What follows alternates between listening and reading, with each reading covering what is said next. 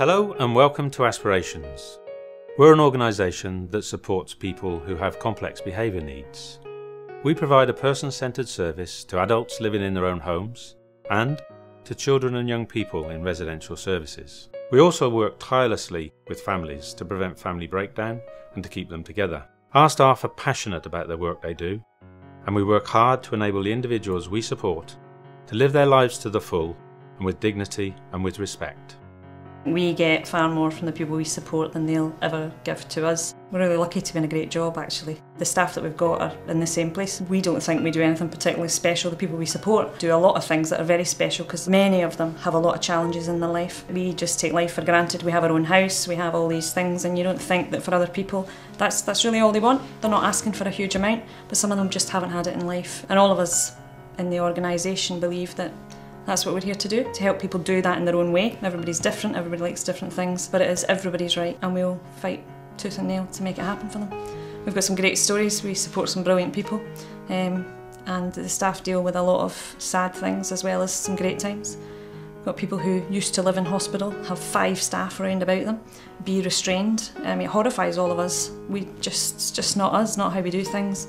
And now we'll support people in the way they want supported, give them a bit of peace, give them a bit of quiet time and work with them so they have good lives. We go way over and above and we truly care about these individuals. But what's great about Aspirations is the higher managers are just as interactive as the support staff, the general managers, and it's not about hierarchy. We're all here to work together and we've all got our part to play to ensure that our clients get the best life as possible.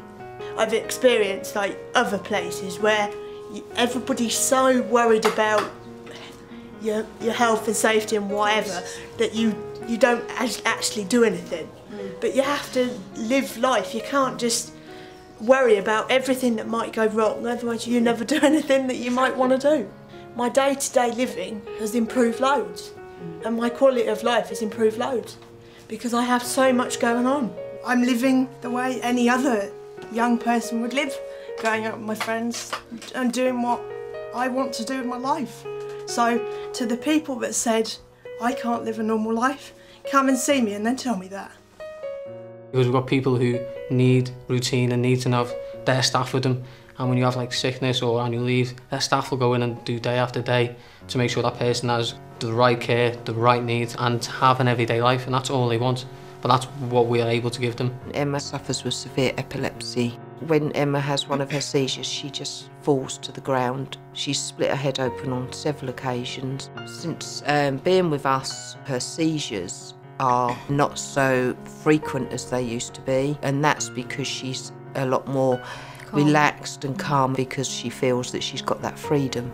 We've also got cameras around this bungalow, so if Emma does want to go out on her own and she wants her own space, we can actually see where she is, so if she does have a seizure then there's already somebody to go out there and help her. So she doesn't feel that she's having to be followed around all the time. She's got loads more quality of life to what she had before, and she's a lot happier.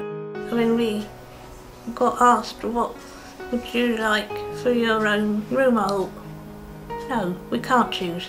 What do they mean? What do they mean? I'm confused. What do you mean? And then I eventually realised they were asking, what would you like for your room, as in colour-wise? Oh, right, I get you now. So then I chose blue and yellow. Robert forgets how far he's come and he thinks it's going to go wrong, and that's why we put this achievement box together, because he needs a visual reminder of how far he's come. A certificate awarded to Robert Harvey for helping the heroes to raise £4,000 at Tesco's. And that was in July 2011, wasn't it? Yeah.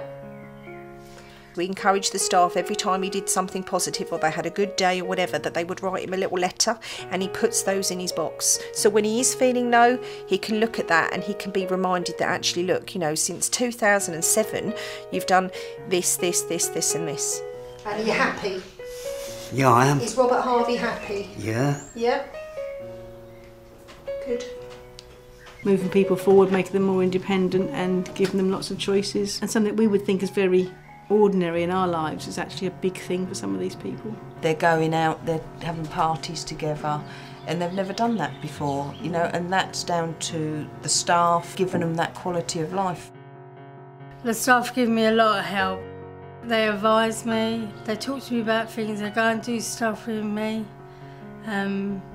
We go for walks. The big thing with Maxine is building her confidence, trying to encourage her to do some exercise. The staff worked with her devising a healthy eating plan and an exercise regime. They took a photograph of her every month and then we could see that she was actually losing weight. It really boosted her self-esteem, and over 2 years she's lost 8 stone, which is a massive achievement. See, I've got all different hairstyles. I love to have my hair done, as you know. She actually showed a real flair for health and beauty, so it was actually something that we saw that she has a talent, and it's how do we develop that talent. She wants to be able to feel as though she's making a contribution to society and having a job. It's an ongoing relationship building with Maxine and reminding her every day that she is worthwhile and how far she's come. And it takes a while to gain their respect, their trust, and then gradually they feel they've got a good network around them to support them, and then maybe you can start to move forward with them. But it's all a process that just takes time. We try and create a kind of nurture and family environment for our young people to develop different skills that they would maybe go through in a family home or family environment. If a 15-year-old still wants to have a story read at bedtime, why not? They've never had that kind of relationship, so why not read a story? We teach them how to budget, to clean, to cook, all the life skills that you require to have to move on and live independently. They are actually taking control of their lives. Like with this year, our service users are going on holiday, and most of them for the first time. Warren wanted to go on holiday. He chose Greece because he's interested in Greek mythology. He chose the members of staff that he wanted to go with him and thoroughly enjoyed himself. He's been to prison, he's had a difficult past, and what he always says is that he didn't like that person back then and he doesn't want to be that person now. Well, it's all good living on my own. I haven't lived on my own for a long time. It's a nice place. Nice people. He has epilepsy and he visibly shakes an awful lot. Most of that is due to anxiety, so if Warren becomes anxious, his shakes become even worse. But working with him, his shakes have much improved because he's got more confidence, he's calmer, he knows the staff. I ask for advice from these people, but if I know I can make my own choice, I'll do so. We try and promote independence by encourage them to pay their own bills, pay their own council tax, you know, TV licences like any other average Joe. Stephen came to us about 6 years ago from a mid-level to high-level secure unit. When he wasn't happy with something, he wasn't able to express his emotions in the right way. During his time with us, Stephen now has a very busy social life. He's established a relationship and now got a fiancée. I proposed to her at the disco. I asked her to come on stage.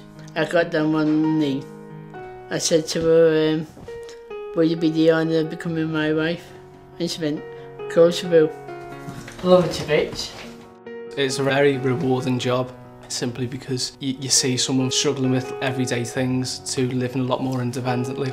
We start here from scratch by providing the best training we possibly can and continually going over and over the training, whatever that service user needs.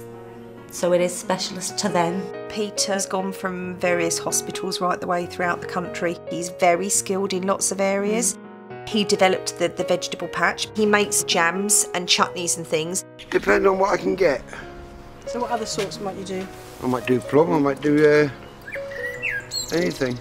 He sells the veg to staff and management. Staff worked with him to put a small markup on that, so that the markup that he made actually then gives him the money to go and buy new materials and new seeds for next year. So he's actually learning about budgeting so that he isn't out of pocket. He will always do chores for other people. He likes that feeling of people depending on him to do something and that he's helpful. He's and he thoughtful.